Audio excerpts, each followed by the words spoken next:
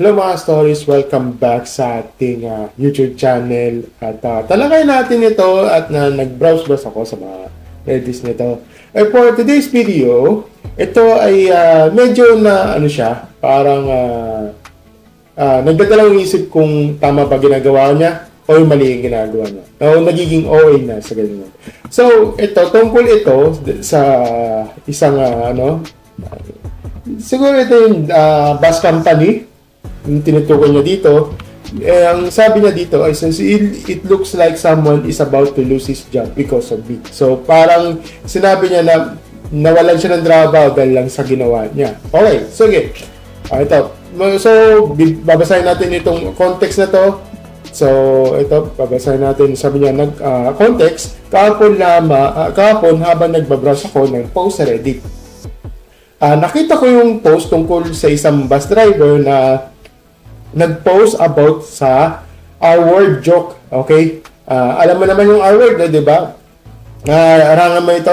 Okay? Kasi medyo bawal dito sa YouTube.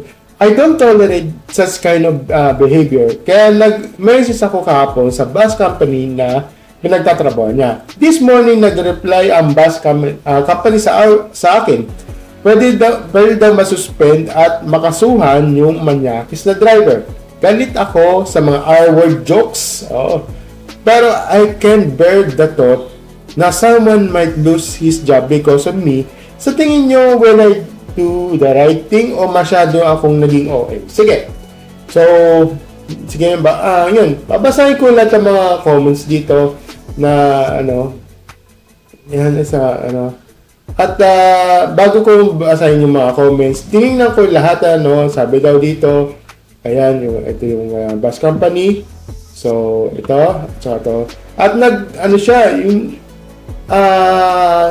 nag-message siya, nito screenshot nito, na ito sabi niya, ito manyangas pala itong yung driver nyo ginagawang biro ang R-word. Nasa public service sector pa naman kayo kadiri, di ba? So nag-reply ito at medyo at inaksyonan niya yung itong bus company. At sabi niya dito, good day, pasensya na po sir sa nangyari. As of now po, magko-conduct na po kami ng investigation at pananagutin po namin ang nasabing driver at posibleng magkaroon po siya ng kaso sa legal at mag-lead ng suspension. Pasensya na uli sa nangyari, asahan niyo po na hindi po namin itotolerate ng ganitong gawain sa isa naming crew. As of now, nai-report na po namin sa management at ipapatawag na po ngayon araw na nasabing crew. Sapat na po ang mga screenshots na ni-provide nyo para po hindi isa walang bahala ang ganitong pangyayari. Pasensya na po ulit. Salamat sa inyong concern. Okay. So, yun. Alam mo, ito kasi bago kong basahin yung comments. Alam nyo, may magsasabi na humor subjective, pero hindi ito humor. Okay? So, ito ay isang nakakawalang parang parang hindi maganda itong humor, itong R-word joke na to. Ito kasi hindi talaga itong biro. Okay? So, sabihin mo baka ang hirap, baka sabihin mo sa comment section sa baba, ang hirap mong pasayin. So ihangabit nyo talaga ganito. Di ba? Nakakaya naman kayo, di ba? Di ba? Di ba? Tapos, ang mo, ang hirap mo pakiusapan, grabe naman kayo, ganyan. Okay. Yung iba, sabi niyo yung minsan nga, yung iba, nag-award joke doon kayo sa concert. Dos ang ending, so, nag-sorry na lang kayo.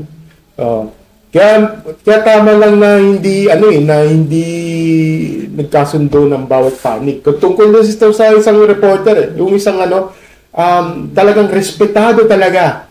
Respetatan talagang isang batikang journalist, di ba? Laban sa isang komedyante, di ba? Alam ko yung tinutukoy dito, kaya hanggang ngayon may gap pa rin yan. Alam mo, alam mo, nasa yung humor sa is subjective, pero ibang ano mo, pero iba yung tinutukoy mo. Medyo nagiging ano ka sumobra ka sa limit eh.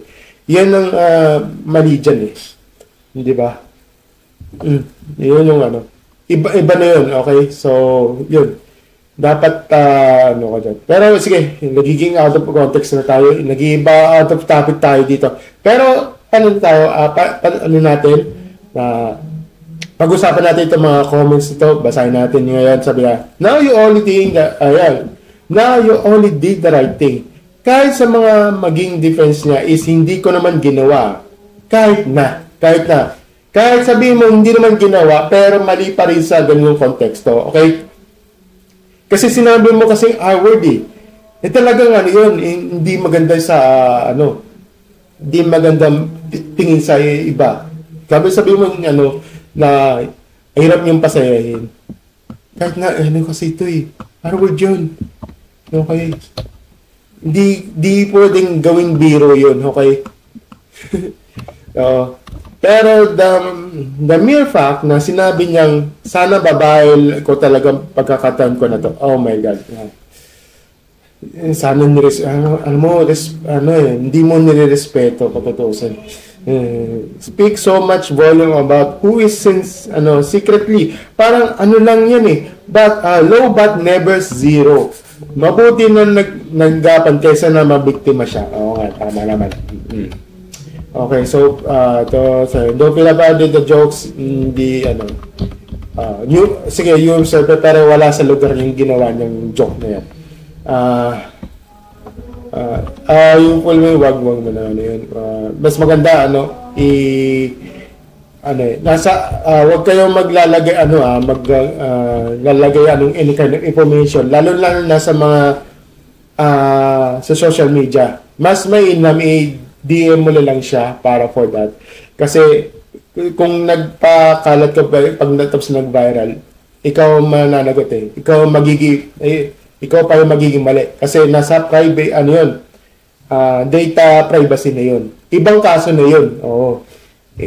Iba yung kaso sa R-word, iba yung kaso sa data privacy. Okay? Magkaiba yun. Hindi pwedeng magiging patas yun. Okay? Yeah, yun. So, good job. Don't gaslight yourself na ikaw ang reason na mawawala ng trabaho na yung gunggong na yan. Di naman ikaw nag-joke. Or even to yung R-word someone. Okay? Yeah. Huwag kang mag-guilty the consequence of their actions. Tama lang yun. Okay. So, ang daming comments yun. Ang daming na sumasaside sa tama yung ginawa mo. Okay. So, basahin na lang. Ilalagay ko lang sa description dyan. Okay. Ito sa, sabi ko lang dito. Okay. Oo.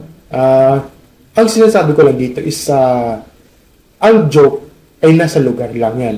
Nandun na lang tayo sa human subjective. Okay. Human subjective. Pero yung mga ganitong joke, ay iba na to. Okay. Alam mo naman dito sa Pilipinas. Alam mo naman sa hindi maganda yung parang dinig sa akin at parang hindi mo nire-respeto lalo na sa mga kababaihan. Alam mo naman, Women's Month na ngayon, di ba? Women's Month na ngayon. Sa March, month of March, Women's Month. Tapos ganito ang tapos ito, R-word joke. Nakakabastos to. Diba? I don't want to tolerate this na kailangan niya. Have to pag once na nakita mo na ganitong pinapost yan, you have to take it with some actions, serious action. Okay? Kasi di maganda ang baka sige, sabihin mo lang sabihin mo sa akin na ang hirap mong pasahin. So, so habit mo ba to? Sabihin kita, habit mo ba yan? Yung pagiging ganyan mo, pagka-joke mo sa harap. Paano kung sa ibang paano pag kapatid mo, ginanyang ka, anong sasabihin mo? Diba? Diba? Ba, parang hindi maganda yung yung parang pangit yung pagtungo sa dyan. Diba? Tapos ganyan mo ang gagawin mo. Ano yun? Diba? Di ba? Ano yun eh, nakakawala ng respeto. You have to respect each other. Kahit sino po man. Kahit sabihin mong ano yan, na hindi naman sinabi yung sinong pangalan eh. Kahit na. You know, kahit na. Rape is, this is serious, our word is a serious, na conduction yun. Kasi, magiging face of consequences yan. Pwede kang yan.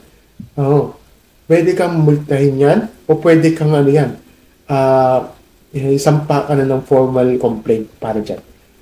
Alam mo, mahal ang dyan, na, alam mo, mahal ang mag-i-kaso dyan.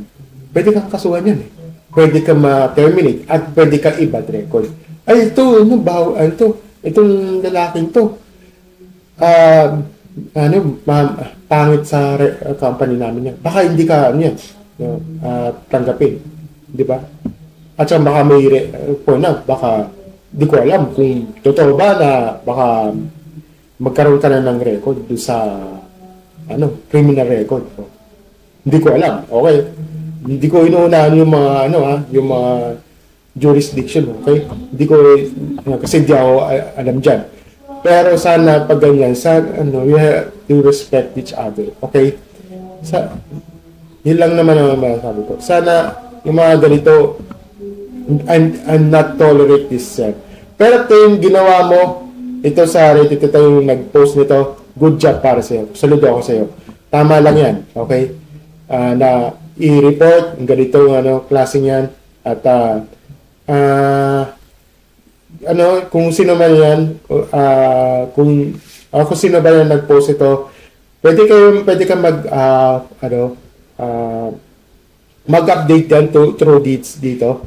So, sa ngayon, wala pang update kasi bago-bago pa lang to.